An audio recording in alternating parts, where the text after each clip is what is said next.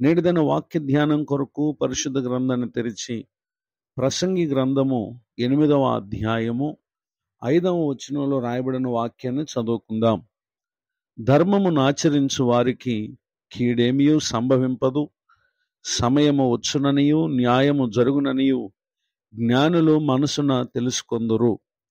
చదవబడిన ఈ వాక్య భాగంలోని దీవెన నా ప్రియులకు మీరందరూ పొందుదురుగాక. జ్ఞాని అయిన సొలొమోను గారి ద్వారా పరిశుద్ధాత్మ దేవుడు నాడు ఇశ్రాయేలీయులతో మాట్లాడిన దేవుడు నేడు ఈ మాటలు వింటున్నటువంటి మనకు తెలియజేస్తున్నటువంటి సంగతి ఏంటంటే, ఎందరైతే ధర్మము అనగా దేవుని ఆజ్ఞలను, దేవుని ఉపదేశమును, ఆయన మాటలను ఆచరించువారుగా ఉంటారో వారికి కీడు ఏమీ సంభవింపదు అనే విషయాన్ని ఇక్కడ మనం గమనించగలం. మానవ జీవితంలో అనేక మంది పలు విషయాలను ఆచరించువారుగా ఉన్నారు.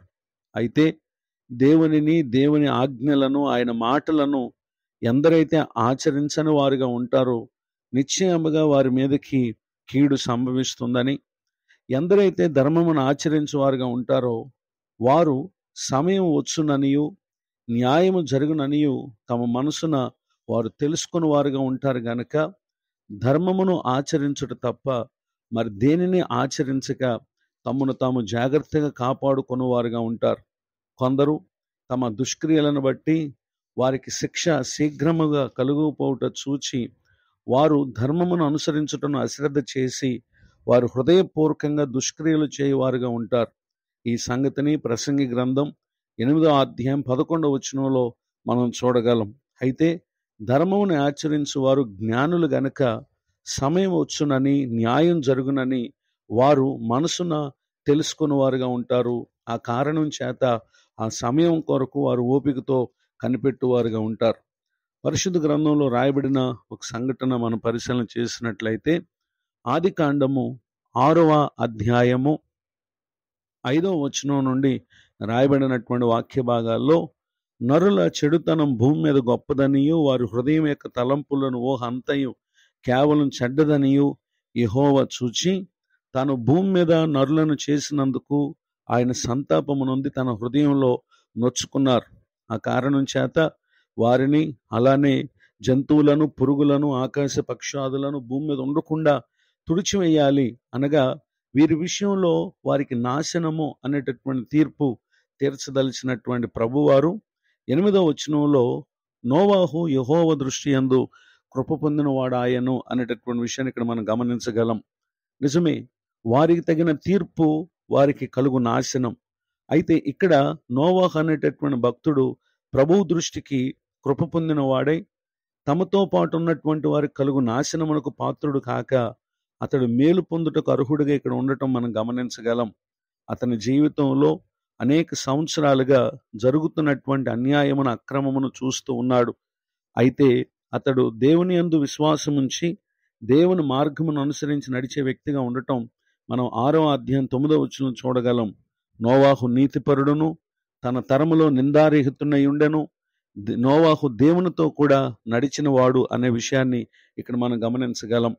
ఇదే నోవాహు గురించి 6వ అధ్యాయము 22వ వచనంలో ప్రభువారు అంటున్నారు, నోవాహు అట్లు చేసెను, దేవుడు అతనికి ఆజ్ఞాపించిన ప్రకారము యావత్తూ చేశాననేటటువంటి విషయాన్ని ఇక్కడ మనం గమనించగలం. ప్రభు అనుగ్రహించి ఆ కృప పొందుటకు ముందు అతడు దేవునితో నడిచాడు. దేవుడు తనతో మాట్లాడిన తర్వాత కూడా అతడు దేవుని తనకు ఆజ్ఞాపించిన ప్రకారం యావత్తూ చేశాడు.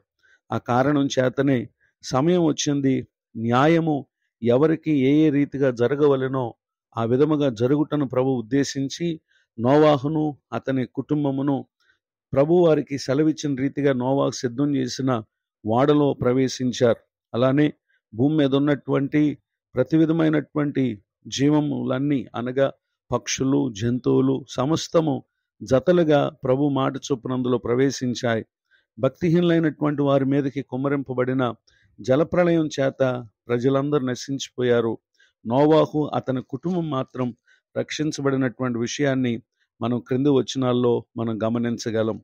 ఈ మాటలు వింటున్నటువంటి నా ప్రియ సహోదరి సహోదరులు, నాడు ధర్మమును ఆచరించిన భక్తుడిగా ఉన్న కారణం లోకానికి కలిగినటువంటి కీడు తనకు తన కుటుంబానికి కలగకుండా అతడు క్షేమంగా ఉన్నాడు. ఈ మాటలు వింటున్నటువంటి నా ప్రియులకు మీరు కూడా ఇప్పటి వరకు మనం ఆచరించినటువంటి విధానం ఏదో పరిశీలన చేసుకుని దానివలన మనకు నాశనం కలుగుతుందా, జీవం కలుగుతుందో మనం పరీక్ష చేసుకుని మన క్రియలను ప్రభు ఎదుట సరి చేసుకుని దేవుని వాక్యాన్ని అనుసరించి నడిచి దాన్ని ఆచరించి నోవాహు పొందిన దీవెనలకు ఈ కాలమందు మీ జీవితాలలో మీరు పాత్రలు కావాలని ప్రభు పేరట కోరుతూ, అన్యాయం చూసి అక్రమం చూసి ఏమాత్రం వాటి యందు ఆలోచన కలిగి ఉండక ప్రతి ఒక్కరి క్రియలను బట్టి సమయం వచ్చును, న్యాయం జరుగును. ఈ సంగతులను మీ మనసులో జ్ఞాపకం ఉంచుకుని దైవదీవులు పొందగలరని కోరుతూ ఈ మాటలు ముగిస్తున్నాను. ప్రార్థన. కృపగలిగిన మా తండ్రి, మీకు వందనాలు. నేడు విన్న ఈ మాటలు మా ప్రియుల హృదయాలలో మీరు అనుగ్రహించు జ్ఞానం చేత మీరు నింపుదురుగాక. దైవజనులను, వారి కుటుంబాన్ని, సేవా పరిచయను దీవించండి. కృంగిన వారిని లేవనెత్తండి. దుఃఖితులను ఆదరించండి. నేటి దిన దీవెనలు మా ప్రియులకు సమస్త విషయాలు అనుగ్రహించి మేలు కలుగు చేపి యేసుక్రీస్తు నామములో ప్రార్థిస్తున్నాను తండ్రి. ఆమెన్. తండ్రి, కుమార, పరిశుద్ధాత్మ దేవుడితో నడిపించునుగాక. ఆమెన్.